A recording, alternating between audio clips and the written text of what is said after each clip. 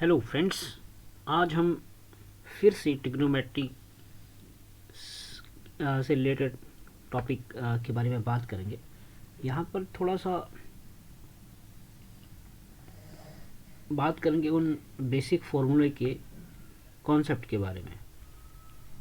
तो शुरू करते हैं। आइए, ये क्लास 10th के स्टैंडर्ड का है, तो जिनको अपना ट्रिग्नोमेट्री थोड़ा सा मजबूत करना है, तो मेरा ये मानना है कि कॉन्सेप्ट वाइज क्लियर होना चाहिए, तब उस काम को करने में ज़्यादा आनंद मिल सकता है। तो आइए शुरू करते हैं। तो सबसे पहले हम यहाँ लेते हैं ट्रिग्नोमेट्रिक रेशियोज ऑफ 45 डिग्री। हम लेते हैं, पहले मैं टॉपिक लिख दूँ, ट्रिगोनोमेट्रिक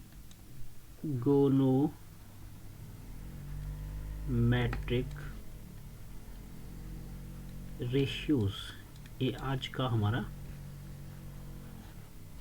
टॉपिक रहेगा।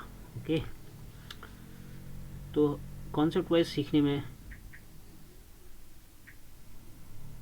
थोड़ा सा ज़्यादा मज़ा हमें इसलिए लेना चाहिए बिकॉज ये हमारे मैथ्स को स्ट्रॉन्ग करेगा। मेरा यहाँ पर जब जो मानना है,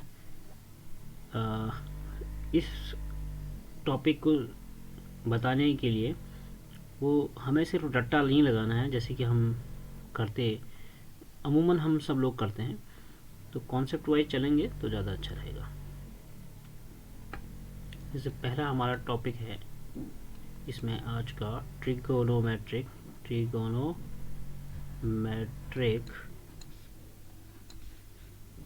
ratio of 45 degree, ratios of 45 degree. पहले हमें ये समझना है,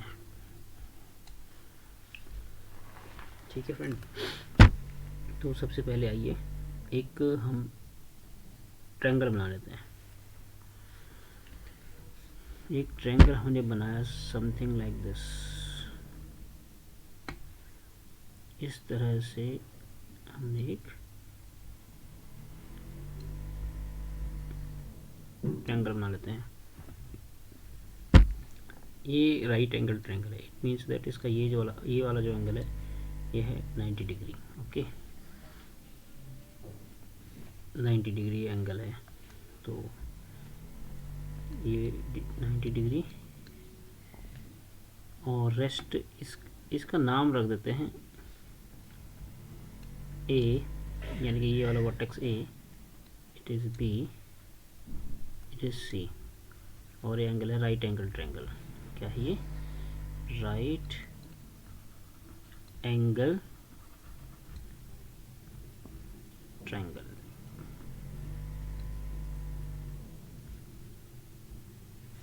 दिस इज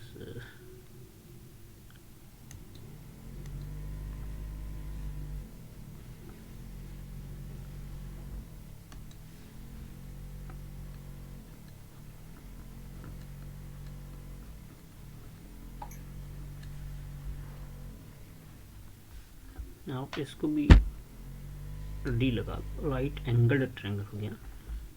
और ये इसका आपको पता है ये बेस है, इस एंगल ए के लिए, इस एंगल ए के लिए ये हो गया परपेंडिकुलर।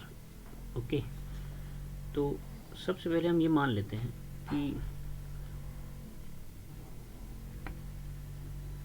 ये समझ लो ये ए है, ये भी ए समझ लें, यानी कि हम ये मान रहे हैं कि हमारा ए बी जो साइड है इसका लेंथ है ए, और बी सी का भी साइड, बी सी जो साइड है इसका भी लेंथ है ए। अगर हम पाइथागोरस रूल इस पे यूज़ करें, यानी कि अगर हम इस पे पाइथागोरस, ये थोड़ा सा स्पष्ट लिख देते हैं, पाइथो GORAS रूल अगर इस पे यूज़ करें तो होता है क्या, आप लिख लेते हैं हाइपोटेनस का स्क्वायर इक्वल टू बेस का square, base is A B, plus perpendicular B C का स्क्वायर। ठीक है, ये भी आप नोट कर सकते हैं। तो इस रूल का हम इसमें यूज़ करेंगे। अब आप देखते हैं ये ए है, ये भी ए है, और ए, इसका मतलब ये हुआ कि ये हो गया ए स्क्वायर, ये भी हो गया ए स्क्वायर, एक ए स्क्वायर या एक ए स्क्वायर, ये हो गया 2a स्क्वायर। ये है ए सी का स्क्वायर। ओके, तो it means A C equal to हो गया under root of 2a square. इस अंडर रूट 2 से अगर ये अंडर रूट 2 दोनों में है, मतलब ये पूरे में है ऐसे, ए इस अंडर रूट 2a स्क्वायर से ए बाहर निकल जाएगा इस तरह से, ए स्क्वायर बाहर निकलेगा तो ए हो जाएगा और बचेगा अंडर रूट 2। यानी कि इसका मतलब ए सी जो है ये क्या हो जाएगा, ए अंडर रूट 2। तो इसमें समझने वाली जो बात है वो ये है, जो हमें समझना है, समझना क्या है,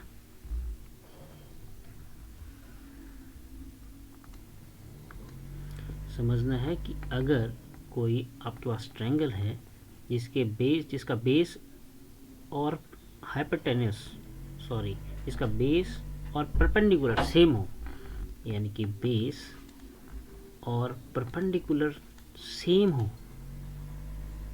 परपेंडिकुलर क्या हो, सेम हो, तो उसका जो हाइपोटेनस होता है हमेशा वो होता है under root 2 times into side, any one side of triangle. यहाँ पर एनी वन साइड, यहाँ पे वन है, ऑफ ट्रायंगल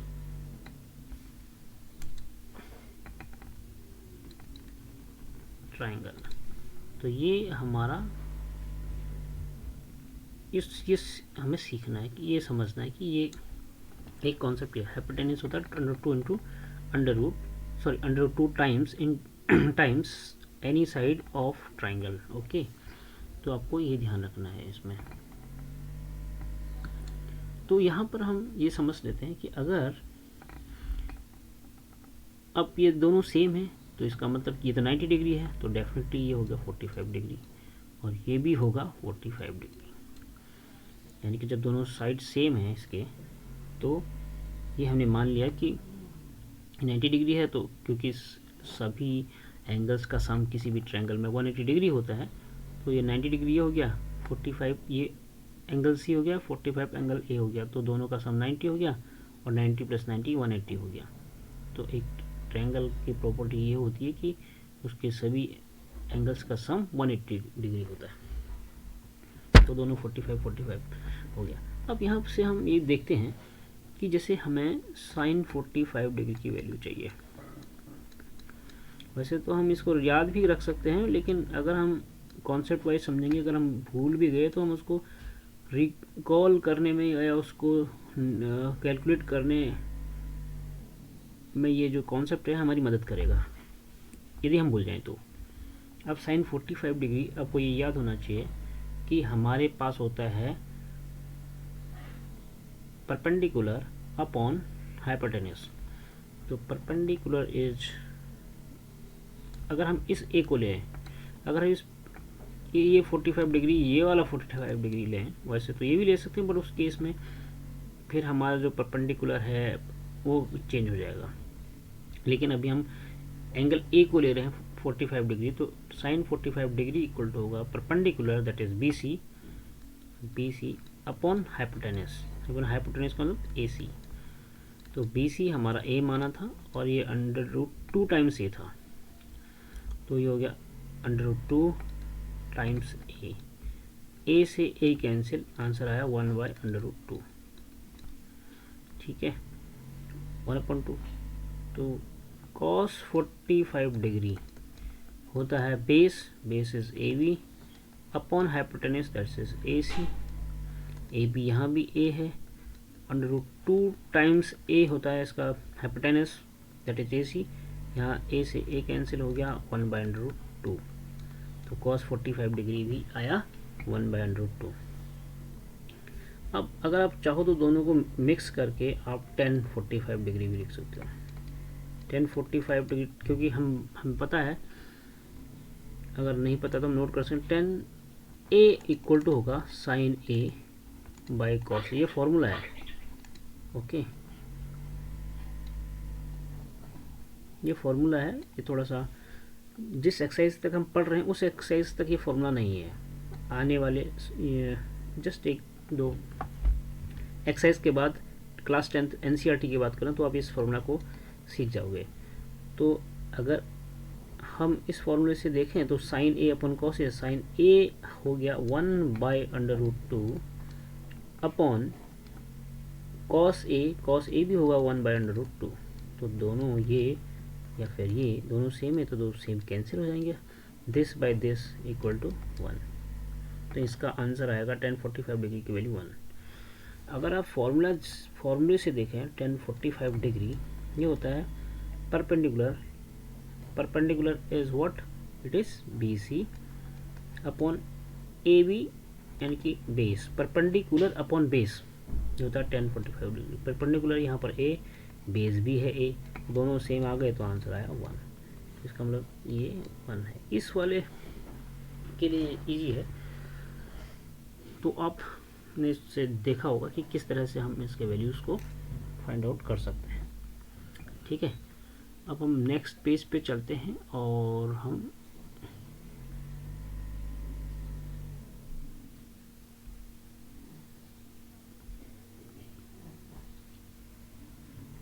यहाँ पर हम देखते हैं trigonometric ratios of 30 and 60 degree.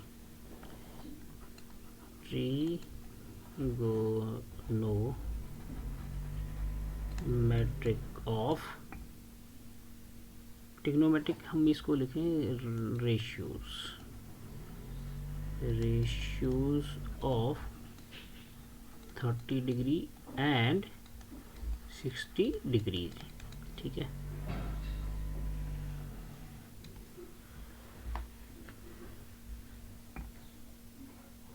तो यहाँ पर हम 60 डिग्री 30 डिग्री कर, चलो एक मान लेते हैं, पहले एक ट्रायंगल हम ले लेते हैं।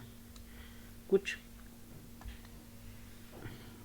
कॉन्सेप्ट को क्लियर करने के लिए हम इजी ट्रायंगल लेंगे, यानी कि हम एक ट्रायंगल बना रहे हैं इस तरह का। पहले इस ट्रायंगल को हम चलो ऐसा बना लेते हैं। ये एक ऐसा ट्रायंगल है, यानी कि ये हमारा ट्रायंगल है equilateral triangle. Equilateral triangle means इसके सारे साइड इक्वल हैं, ये साइड इसके इक्वल है और ये साइड इसके इक्वल है, यानी कि ये और ये भी इक्वल है, सब इक्वल हैं। ठीक है, तो ये मान लेते हैं कि इसका नाम दे देते हैं, इसको हम एक नाम दे देते हैं, जैसे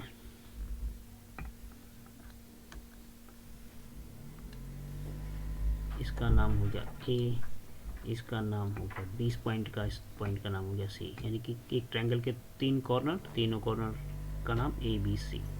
इसमें AB भी हो जाएगा 2A, BC भी होगा 2A और AC भी होगा 2A, यानी कि लेट्स, ये हमने सपोज किया है कि ये 2A या 2A इसलिए रखा है क्योंकि हमें ये कैलकुलेट करने में आसान होगा और इसका कोई और ऑब्जेक्टिव नहीं है। और इसको मैंने, ये अगर मिड पॉइंट है यहाँ पर, तो मैंने एक काम करते हैं, इसको मिड पॉइंट से कट कर देते हैं ऐसे। ठीक है, इसका मतलब ये हुआ कि ये वाला एंगल, ये वाला, ये है 90 डिग्री। जब ये 90 डिग्री है, देखो एक पहले इक्विलेटरल ट्रायंगल था, और इक्विलेटरल ट्रायंगल की प्रॉपर्टी हमने पहले बात की है कि सभी एंगल्स का सम 180 डिग्री होता है। तो इसका मतलब ये भी था पहले 60, ये भी था 60, ये वाला पूरा यहाँ तक, ये वाला एंगल, यानी कि CA और CB के बीच बनने वाला एंगल 60 डिग्री था, और ये भी होगा 60 डिग्री। लेकिन जब जैसे ही हम इसको कट करेंगे तो ये 60 + 90 150 डिग्री हो गया, और ये रह जाएगा 30 डिग्री, क्योंकि ये फिर से एक ट्रायंगल बन गया। और ट्रायंगल की प्रॉपर्टी ये होती है कि तीनों एंगल्स का सम 180 होना चाहिए। तो ये 90 है, 60 है, तो ऑटोमेटिकली ये 30 होगा। ठीक हो गया। अब फिर से हम इसमें अगर पाइथागोरस रूल को यूज़ करें एक तरह से, तो ये हमारा हो, ये 2a था, ये a होगा और ये 2a है, और ये कितना होगा ये हमें देखना है। ये वाला है जो हमारा c, और इसको t मान लेते हैं, CD कितना होगा ये हमें देखना है। तो CD कितना होगा, डेफिनेटली ये आधा होगा। अभी तो यहाँ कॉमन सेंस भी हम लगा सकते हैं, 2a by two that will be a। तो यानी कि जो हमारा AD होगा, या हमारा BD होगा, वो होगा हमारा 2a by 2 that will be a। ये तो सम एकदम सिंपल सा कैलकुलेशन हो गया। पाइथागोरस रूल लगाने की भी इसमें आई थिंक ज़रूरत अभी नहीं है, लगा सकते हैं अगर ज़रूरत पड़ेगी तो। जैसे हम इसमें लगा सकते हैं, कहाँ लगा सकते हैं इसको, अगर आपको ये वाला लेंथ मेजर करना है तो निकालना ही पड़ेगा।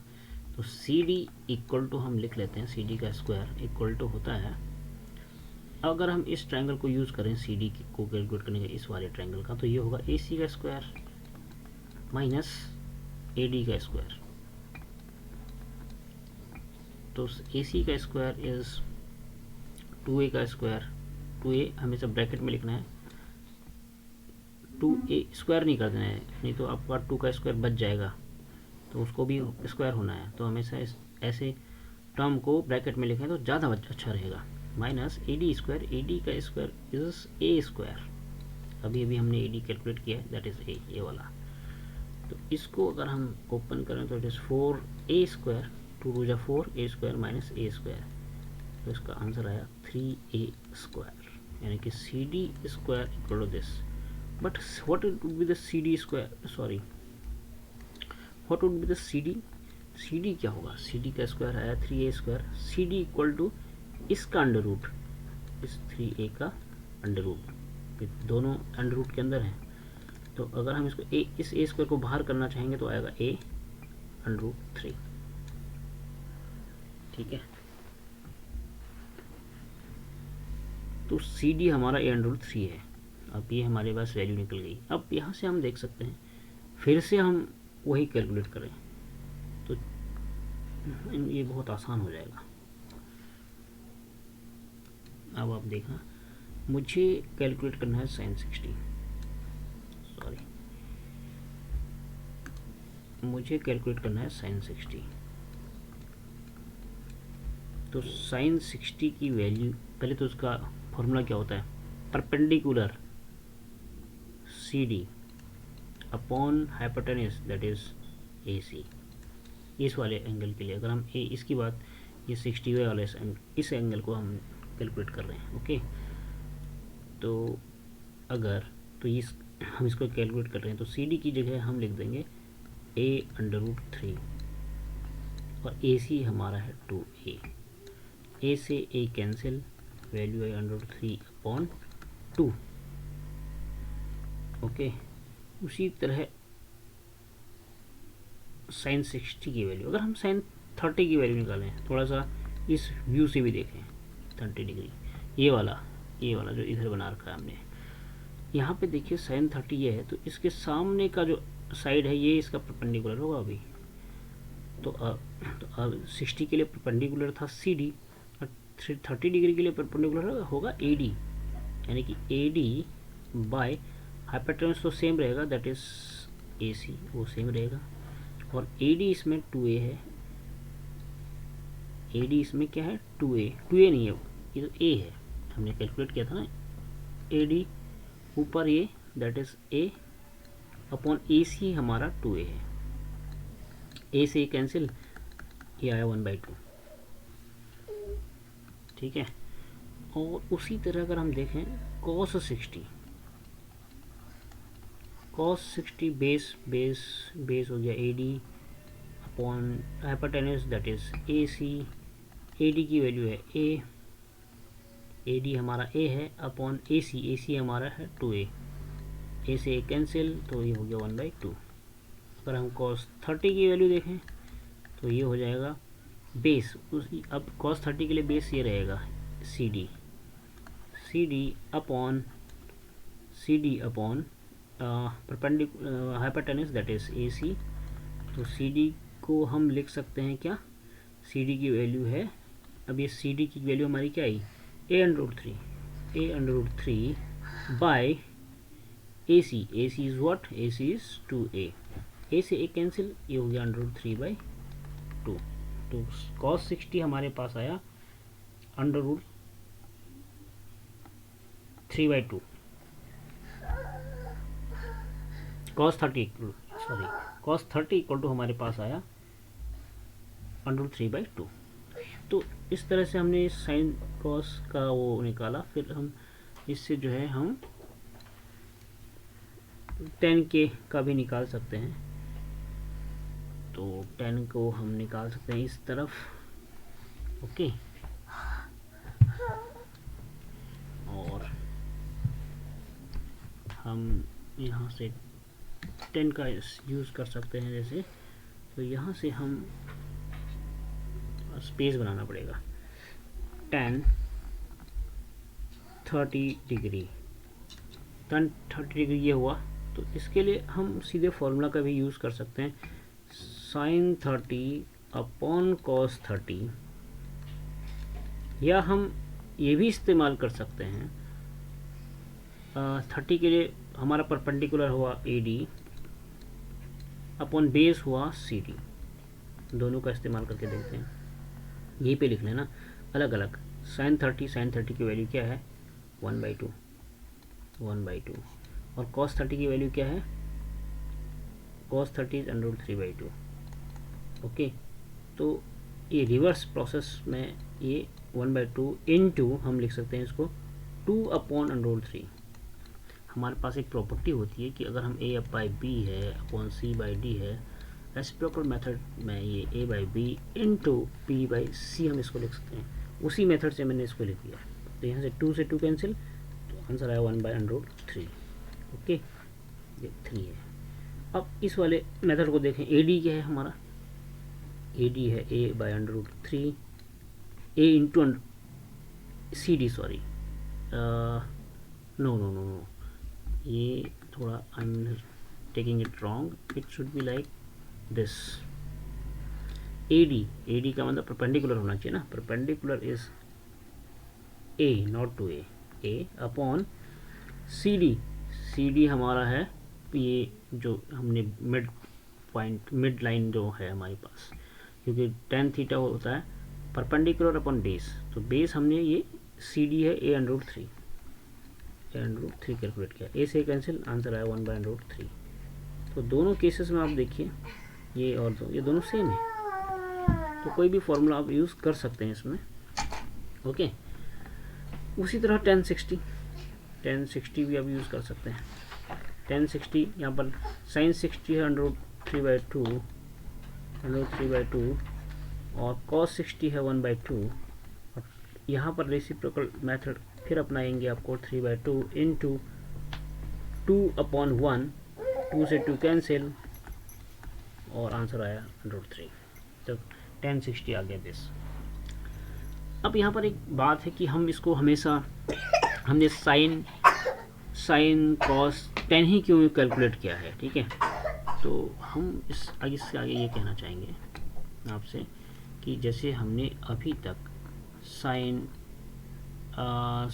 30 cos 30 या tan 30 या sin 60 या cos 60 या tan 60 और sin 45, यहाँ से लिख देते हैं इसको,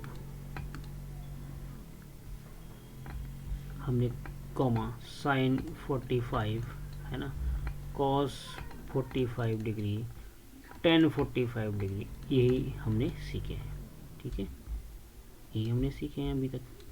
तो हमने और क्यों नहीं सीखे ट्रिग्नोमेट्रिक, तो वो हम इसी से निकाल सकते हैं, इन्हीं से हम वो निकाल देंगे, ठीक है। वो हम कैसे निकाल सकते हैं कि जैसे साइन, पहले मैंने एक वीडियो बनाया, उसमें आप देखना, साइन को हम कॉस का अपोजिट लेते हैं, कॉसेक का अपोजिट लेते हैं, ठीक है, और कॉस को हम सेक का अपोजिट लेते हैं, और हम टेन को कॉट का अपोजिट लेते हैं इस केस में। तो कभी भी अगर आपको कैलकुलेट करना है कि साइन 30 की वैल्यू जो कुछ भी है, तो वो होगा 1/cosec 30, ठीक है। तो उसका रिवर्स कर देना है। जैसे मान लिया साइन 30 की वैल्यू हमारे पास आई थी 1/2, साइन 30 की वैल्यू हमने अभी जस्ट निकाला था 1/2 आई थी। तो अगर हमें इसको कॉसेक में चेंज करना तो 1/1/2 होगा ये कॉसेक के फील्ड में। मेरा कहने का मतलब है कि अगर हमें इसको कॉसेक में हमें ऐसा लिखना है कि कोसेक 30 डिग्री कितना होगा, तो हम लिखेंगे 1/1/2, 1/1/2, ये हो जाएगा उसी रेसिप्रोकल मेथड से 1 × 2/1, 1 से 1 कैंसिल, या 1 कुछ भी इसमें उससे फर्क नहीं पड़ेगा, तो हम आंसर लिख सकते हैं 2, ठीक है। जैसे cos 30 डिग्री कितना होता है, √3/2। अब ये होता है सेक, हम इसको सेक बना दें, सेक 30 डिग्री, तो सेक 30 डिग्री का मतलब इसका रिवर्स 1/√3/2। तो आंसर आया क्या, 1 × रेसिप्रोकल में से 2/√3, तो आंसर हो जाएगा 2/√3। ओके, तो इस तरह से हम निकाल सकते हैं 10 का कॉट से के रिस्पेक्ट में, ये सब ट्रिग्नोमेट्रिक रेशियोज हम कैलकुलेट कर सकते हैं, ठीक है। तो ये आपको एक बेसिक थिंग्स से हम फेमिलियर कराना था, ताकि अगर भूल भी जाए फॉर्मूले तो आप इस तरह से याद कर सकते हैं। तो आई होप कि आपको ये वीडियो पसंद आई होगी और आपके लिए ये हेल्पफुल रहेगी। धन्यवाद।